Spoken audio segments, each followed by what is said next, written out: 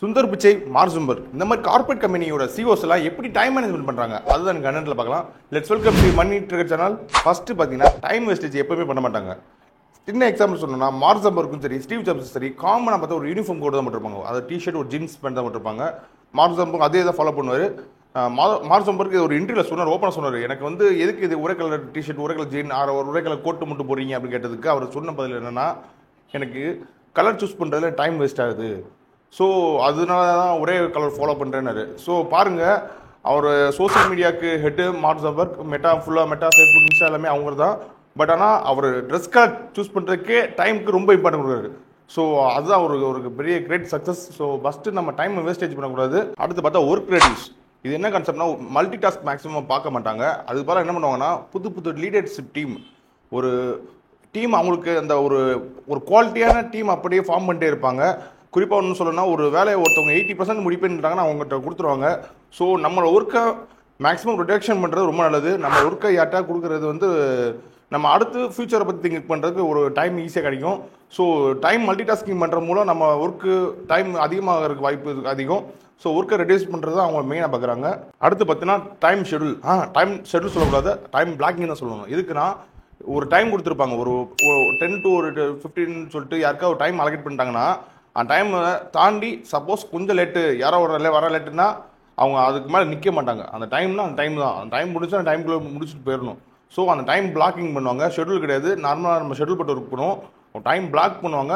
இந்த டைம்னா அந்த டைம் தான் அப்படின்னு சொல்லிட்டு ரொம்ப ஸ்ட்ரிக்டாக இருப்பாங்க. ஸோ அதனால அந்த எல்லாமே அவங்க டிபெண்ட் பண்ணியிருக்கும்போது அந்த ஒர்க் ப்ராசஸ் எல்லாம் கரெக்டாக அந்த டைமில் முடியறதுக்கு அதிக வாய்ப்பு இருக்குது. அடுத்து பார்த்தீங்கன்னா டிசிஷன் மேக்கிங். சிஓஸ்லாம் பார்த்தீங்கன்னா டிசிஷன் மேக்கிங்கில் ஒரு 90% மேக்ஸிமம் இன்வால்வ்மெண்ட் ஆக மாட்டாங்க. அவங்க கம்பெனியை பொறுத்தவரையும் அவங்க கீழே உள்ள டீம் தான் டிசிஷன் மேக்கிங் சரி அப்ரூவல் சரி ஒரு முக்கியமான முடிவுலாம் அவங்க கீழே உள்ள டீமே எடுக்க வச்சுருவாங்க. ஒரு குவாலிட்டியான டீம் ரெடி பண்ணி வச்சுருவாங்க. ஏன்னா அது வந்து பாட்டில் நெக் கான்செப்ட்பாங்க. எல்லா விஷயத்துலையும் இவங்க இன்வால்வ்மெண்ட் ஆக இவங்க கழுத்துக்கு ஒன்று ஒரு மாதிரி அழுத்தத்துக்கு உண்டாகும். ஸோ இதனால் கொஞ்சம் ஓவர்லோட் ஆகும். ஸோ அதனால் ஒரு இக்கட்டான சூழ்நிலையை கொண்டு போக மாட்டாங்க. ஸோ இது ஃபுல்லாத்தையும் அவங்க கீழே உள்ள டீம் வச்சு மேக்ஸிமம் மேனேஜ்மெண்ட் பண்ணிடுவாங்க. இதை எப்படி டிபெண்ட் பண்ணி பண்ணுறாங்க பார்த்தீங்கன்னா, KPI கீ பெர்ஃபார்மன்ஸ் இண்டிகேட்டர் வச்சு தான் சிஓஸ் வந்து மேக்ஸிமம் மூவ்மெண்ட் பண்ணுவாங்க. என்னென்னா, ஒரு பெர்ஃபார்மர் எந்த ஒர்க்குன்னு சரி கீ வச்சுருப்பாங்க. அந்த கீ ஒரு பாயிண்ட் ஒரு மார்க் மாதிரி வச்சுருக்காங்கன்னு வச்சுக்கோங்க. இது கேபின்னு சொல்லிட்டு ஒரு தனி கான்செப்ட், அது பேசினா ரொம்ப பேசணும். ஸோ இது ஒரு சின்ன சொல்லணும்னா ஒரு மார்க் ஒரு பாயிண்ட்ஸ் வச்சு லெவல் வச்சு தான் சொல்லுவாங்க. ஸோ இதுவும் ரெகுலர் அப்டேட்ஸ் பண்ண மாட்டாங்க, வீக்லி ஒன்ஸ் தான் மேக்ஸிமம் பார்ப்பாங்க.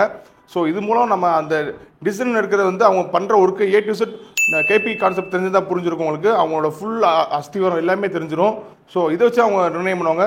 ஸோ நம்மளோட ஒர்க் எல்லாத்தையுமே கேபின்னு சொல்லிட்டு கீ பெர்ஃபார்மன்ஸ் இண்டிகேட்டர் இன்சர்ட் பண்ணி நம்மளும் ஒரு டிசிஷன் மேக்கிங்க்கு வந்து ஒரு ஈஸியான முறையில் எடுக்கலாம். ஃபைனலாக பார்க்க போகிறது பார்த்தீங்கன்னா ப்ரீடே போஸ்ட் டே கான்செப்ட். இது எதுக்குன்னா, ஒன்றும் இல்லை, இன்னைக்கு என்ன ஒர்க்குன்னு சொல்லிட்டு பார்க்குறதுக்கு வந்து போஸ்ட் டே, அதாவது மார்னிங்கே ஷெடியூல் போட்டு வைக்கிறது. ப்ரீடே அதாவது இந்த டேக்கு எண்ட் ஆகிறப்ப நெக்ஸ்ட் டேக்கு முன்னாடி ஒரு பிளான், இன்றைக்கி என்னென்ன பிளான் பண்ணுவோம், போஸ்ட் டேயில் பிளான் பண்ணது என்னென்ன முடிக்கலையோ அதை ப்ரீடேயில் கொஞ்சம் அனலைசிஸ் பண்ணிட்டு அதை முடிக்கிறதுக்கு நாளைக்கு என்ன பண்ணணும், ஸோ அதுக்கு ஷெடியூல் போடுவாங்க. அதுதான் vision, clear vision.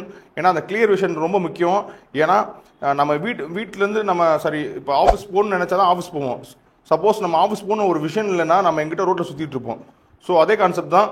So vision கரெக்டாக இருக்கணும். ஸோ அதை கரெக்டாக எய்ம் பண்ணி அதை முடிக்க முடியலையா அதுக்கு என்ன அடுத்த நாள் பார்க்கணும். ஸோ அதான் இந்த ப்ரீடே போஸ்ட் டேவோட கான்செப்ட். ஓகே, ஃபைனலாக ஒரே ஒரு விஷயம் சொல்லிக்கிறேன். ரிச் டேட் புவர் டேட்னு ஒரு புக்கு ஆத்தர் ராபர்ட் கியோசாகி. அவர் சொன்ன ஒரு நல்ல லைன் எனக்கு பிடிச்சிருந்தது. என்னென்னா, நம்மகிட்ட லைஃப்லேயே நம்மகிட்ட இருக்கிற ஒரே ஒரு சொத்து வந்து டைம் மட்டும் தான். மிச்சம் எதுக்குமே நம்மகிட்ட கிடைக்காது. 90% எவன்ட்டுக்கு கிடைக்காது. எல்லாம் சம்பாதிச்சு ஏதாவது சொத்து வாங்குறது தான். ஸோ டைம் வந்து காமனாக சின்ன வயசில் நம்ம பிறந்ததுலேருந்து ஏற்பட்ட டைம் இருக்கும்.